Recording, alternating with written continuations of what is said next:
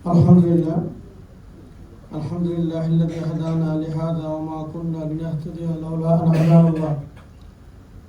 الحمد لله حمدا كما ينبغي لجلال وجهك وعظيم سلطانك. أشهد أن لا إله إلا الله وحده لا شريك له، وأشهد أن سيدنا وحبيبنا ومولانا محمد صلى الله على آله وأصحابه وأهل بيته أجمعين والتابعين لهم بإحسان إلى يوم الدين.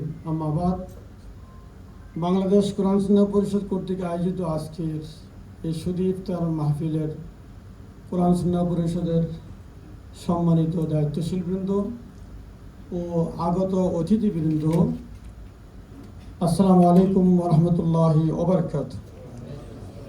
আমরা একটু পরেই ইফতার গ্রহণ করব, আর ইফতারের পূর্বে মহান মাহবুদের দরবারে, শাহী দরবারে আল্লাহ সুবহানাহু ওয়া তাআলার নিকট নিবেদন করব, আল্লাহ সুবহানাহু ওয়া তাআলা আমাদের যে পবিত্র মাসে পবিত্র সময়ে উপস্থিত করিয়েছেন, সেই জন্য আল্লাহ সুবহানাহু ওয়া তাআলার শুকরিয়া আদায় করব।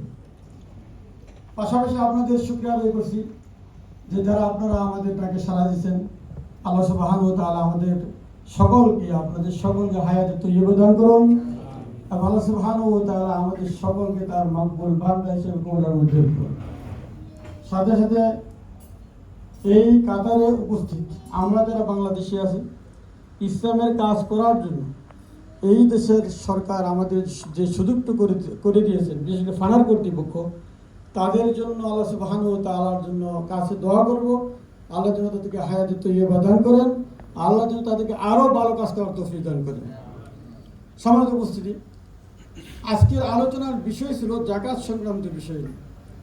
তো এই বিষয়ে আল্লাহ সুবহানাহু ওয়া তাআলার নির্দেশ হচ্ছে, ওয়া আনফিকু মিম্মা রাযাকনাকুম মিন ক্বাবলি আন ইয়াতিয়া আহাদাকুমুল মাউত ফায়াকুল রাব্বি লাউলা আখারতানি ইলা আজালিন করিব। আল আয়া। তাহলে নির্দেশ দিয়েছেন তুমি খরচ করো যে সম্পদটুকু আমি তোমাকে দান করছি। ওয়া আনফিকু মিম্মা রাযাকনাকুম। আপনি হয়তো বলবেন আমি প্রফেসর, আমি ইঞ্জিনিয়ার, আমি ডাক্তার, সব তো আমার কাজই হয়। প্রিয় উপস্থিতি, সম্মানিত অতিথিবৃন্দ, আল্লাহ সুবহানাহু ওয়া তাআলার একটা নির্দেশিকা যদি আপনার উপর নাজিল করা হয়, তুমি এখন লিখতেছো এই হাতটা আমার নির্দেশে হাত চলে, আমার নির্দেশে তোমার রুটা চলে, আমার নির্দেশে সকল কিছু তোমার বডি আমার নিয়ন্ত্রণে, এই নিয়ন্ত্রণ আমি কেড়ে নিলাম, তাহলে আমি যা আছি তার থাকবো না। আপনার নামটাই চেঞ্জ হয়ে যাবে। আপনি মানুষ ছিলেন, আব্দুল সালাম ছিলেন, রফিক ছিলেন, একটু পরে আপনি কি হয়ে যাবেন? আপনার রু চলে গেল, আপনি ডেড বডি হয়ে গেলেন। সমাজে উপস্থিতি, এই জন্য আল্লাহ সুবহানাহু ওয়া তাআলা বলছেন, যা আমি দিছি, জমিতে হোক, ব্যবসায় হোক, চাকরিতে হোক, এই সমস্ত সম্পত্তি আমার, আর খরচ করবা আমার সম্পত্তি থেকে। বলেন সুবহানাল্লাহ। আমরা মনে করি, একটু আগে আলোচনা শুনতেছিলাম, আমার পকেটের টাকা আমি দিয়ে দেবো, ক্ষতিগ্রস্ত হয়ে যাব, ইত্যাদি ইত্যাদি মানুষ ভাবে। কিন্তু এমন একটা সময় আসবে মানুষের, যখন দেখবে সে মালাকুল মাউত তার আশেপাশে এসে গেছে, আর সুযোগ নাই, তখন বলবেন লাউলা আখারতানি ইলা আজালিন করিব ফাআসাদদাকা ওয়া আকুম মিনাস সালিহিন। মাহবুব, তুমি আমার যদি একটুখানি সময় দিতা, আমি সকল সম্পত্তি দান করে দিতাম। আল্লাহু আকবার। আল্লাহ সুবহানাহু ওয়া তাআলা জবাব দিয়ে দিয়েছেন, লাউলা আখারতানি ইলা আজালিন করিব ফাআসাদদাকা ওয়া আকুম মিনাস সালিহিন ওয়া লা ইউআখিরুল্লাহু নাফসান ইযা জাআ আজালুহা। একটা মুহূর্ত সময় আর তখন দেয়া হবে না। তোমাকে তো দেওয়া হবেই না, অতীতেও দেওয়া হয় নাই, ভবিষ্যতেও দেওয়া হবে না। সম্মানিত অতিথিবৃন্দ, এখানে শেখার বিষয় হচ্ছে এই, ওই মানুষগুলো আমরা সকলেই, নামাজের কথা কেউ বলবে না যে নামাজটা পড়তে দাও, হজ্জের কথা কেউ বলে নাই কোরআনে, ঠিক অনুরূপভাবে অন্যান্য ইবাদতের কথা বলে নাই। ফাআস সাদকা, এই সদকার কত গুরুত্বপূর্ণ, কত জরুরি বিষয়, সেইটা বোঝানোর জন্য আল্লাহ সুবহানাহু ওয়া তাআলা এই আয়াত আমাদের সামনে নিয়ে আসছে। সম্মানিত অতিথিবৃন্দ, আল্লাহ রাসূল সাল্লাল্লাহু আলাইহি ওয়াসাল্লাম এই জন্যই বলছেন যে মানুষ যখন এই দুনিয়াবি মুসিবতে পড়ে যায়, তখনও যদি সে সদকা করে, তখন তার মুসিবত দূরীভূত হয়ে যায়। বলেন সুবহানাল্লাহ। তো সে দেখতেছে আমি এখন মার্কেটে আছি, সে দেখতেছে আমি এখন ফ্যামিলির সাথে আছি, সে দেখতেছে আমি এখন হসপিটালে আছি, কিন্তু কিছুক্ষণ পরে এমন মুসিবত শুরু হবে আমার সাথে আর কেউ থাকবে। তখন সে বলতে থাকে ফাসাদ্দাকা ওয়া আকুম মিনাস সালিহিন। সম্মানিত অতিথিবৃন্দ, যে মানুষ আমরা সকলেই নিজের জন্য, সন্তানের জন্য এই বাড়ি সেই গাড়ি করতে করতে বিশাল কিছু করে ফেলি, নিজের জন্য কিছুই চিন্তা করি না। মনে করেন যে বাড়ি এটা করে নেই, সেটা করে নেই, এই বাড়িটা করে নেই, মেয়ের বিয়েটা দিয়ে নেই, ছেলের এটা হোক সেটা হোক, তারপরে আমি কিছু দান সদ্য করবো, কিন্তু সেই পর্যন্ত আপনি পৌঁছতে পারেন নাও। আপনি ধারণা করতেছেন আপনার ছেলে অনেক ভালো, মেয়ে ভালো, তারা আপনার জন্য দান করবে, এটা তো বেকুবি একটা কথা। আপনি নিজেই দান করেন না, আপনার ছেলে আপনার জন্য দান করবে, কেমন করে হয়?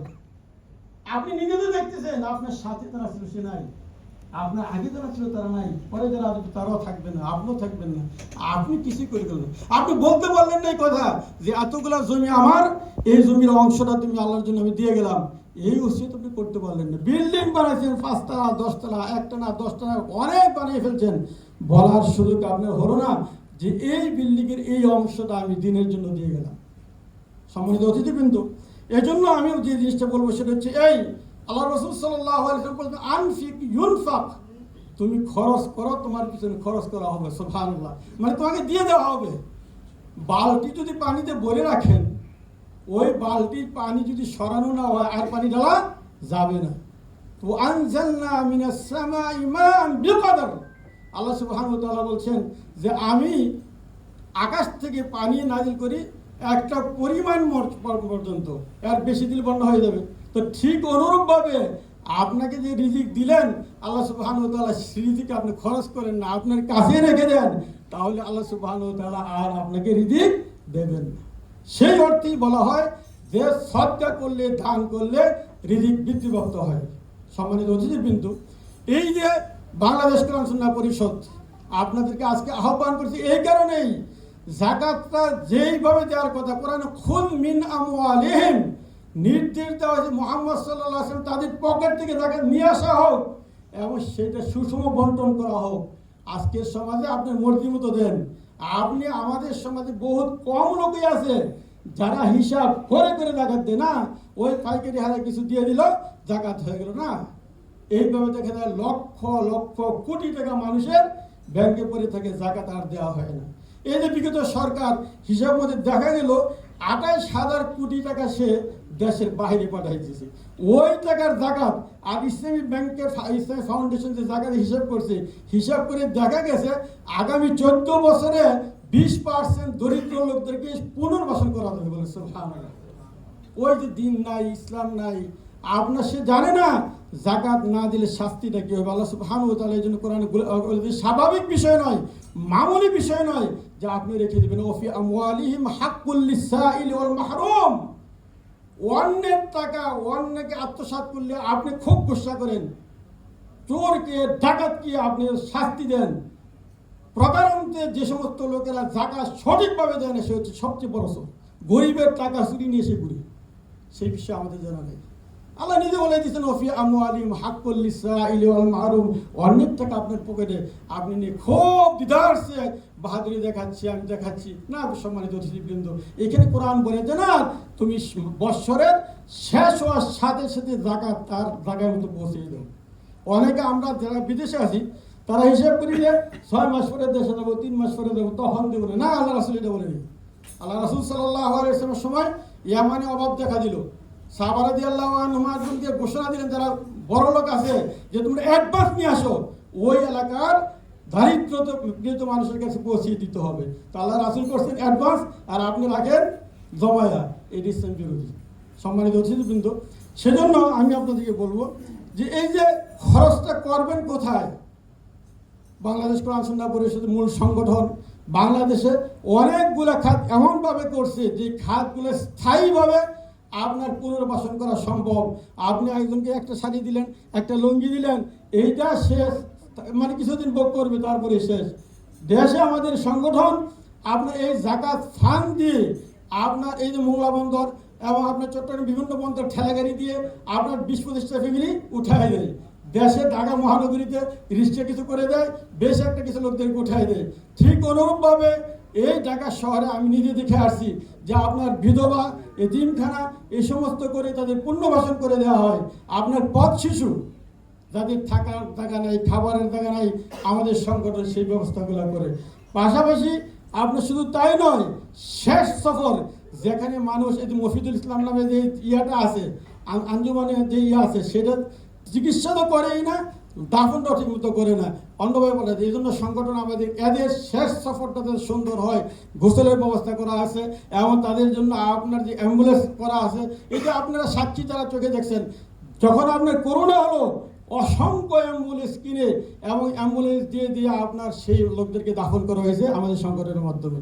সময় দেবো অতিথিবৃন্দ, আপনাদেরকে আজকে টাকার উদ্দেশ্য মেন এইটাই, জাকাতটা যদি আমরা সুস্থ জায়গায় দেই, ভালো জায়গায় দেই, যেখানে সঠিকভাবে আপনার ব্যয় হবে, তাহলে আমাদের সমাজে এই গরিবের সংখ্যা আর থাকবে না। এই জন্য আপনাদেরকে আজকে টাকার মূল উদ্দেশ্য হচ্ছে এই, কোরআন সুন্নাহ পরিষদ আপনার জাকাত ফান্ড আছে, যে ফান্ডটা আমরা দেশে পাঠিয়ে দিই, ওখানে আপনার সুষ্ঠুভাবে ব্যয় হয় এবং আমরা পুনর্বাসন করার জন্য চেষ্টা করি। সেই আহ্বানটুকু জানানো আমাদের মৌলিক দাওয়াত আপনাদের কাছে। আমি আবারও আপনাদের সকলকে মুবারকবাদ জানাচ্ছি, ধন্যবাদ জানাচ্ছি আপনারা আমাদেরটাকে আসার জন্য। পাশাপাশি এই বিষয়টা আমি বলছি যে আমি আবারও আপনাদের স্মরণ করে দিচ্ছি, ইয়াউমা ইউহমা আলাইহা ফি নারি জাহান্নাম ফাতুকওয়া বিহা জিবাহুহুম ওয়া জুনুবুহুম ওয়া যুহুরুহুম হাযা মা কানাস্তুম। যাকাত না দিলে কি হবে? কোরআনে পরিষ্কার বলছেন কিয়ামতের ময়দানে এই যে দেখুন, আপনারা এই যে আফগানের রুটি আমরা খাই, রুটিগুলো সেক দেওয়া হয়। আল্লাহ বলছেন কিয়ামতের জীবন্ত মানুষদেরকে সেক দেওয়া হবে, পাঁচশোদের দেওয়া হবে, পিছন দিক দেওয়া হবে। এর কারণ কি জানেন? গরিব মানুষজন টাকা চায়, তখন হ্যাঁ শেয়ার আপনি নিয়ে নিই, আবার গেলে আবার বিক্রি নেই, ওই যে শেয়ারা করে শেয়ারের মধ্যে মারবি, আপনি পিছন দিলে ফেসিনে মারবি। এই শাস্তিগুলো আল্লাহ বলছেন। এবং আল্লাহ রাসূল সাল্লাল্লাহু আলাইহি ওয়াসাল্লাম বলছেন দু মুখ ওরা সাপ হবে, কাটতে থাকবে আর বলতে থাকবে আনে কান্দুকু আনে মালুক, সম্পদ জমাইছিল, আজকে এই অবস্থা, আমি যে তোমার সঞ্চিত সম্পদ।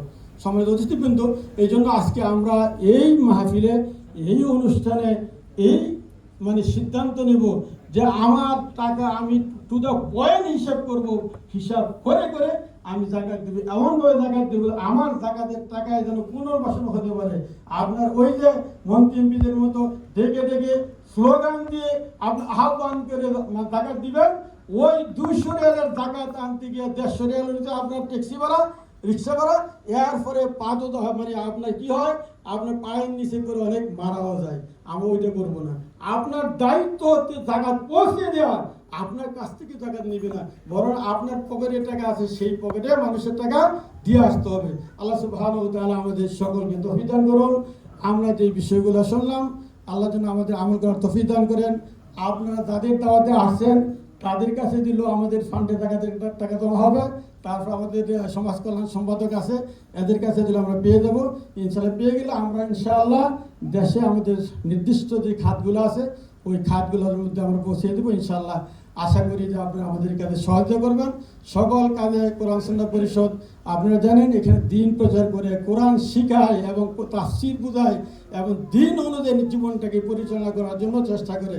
কারণ আমি 180 ছিলাম না, আবার থাকবো না, সুতরাং আমি যদি ভালো কাজ করতে পারি সেটা হচ্ছে আমাদের ক্যাপিটাল। আল্লাহ সুবহানাহু ওয়া তাআলা আমাদের সকলকে আজকে আশা এবং বসা কবুল মঞ্জুর করুন। সামনের দিনগুলো আরও সুন্দর করে পরিচালনা করার তৌফিক করুন। ওয়া মা তৌফিক ইল্লা বিল্লাহ, আলাইহি তাওয়াক্কালতু ওয়া ইলাইহি উনীব।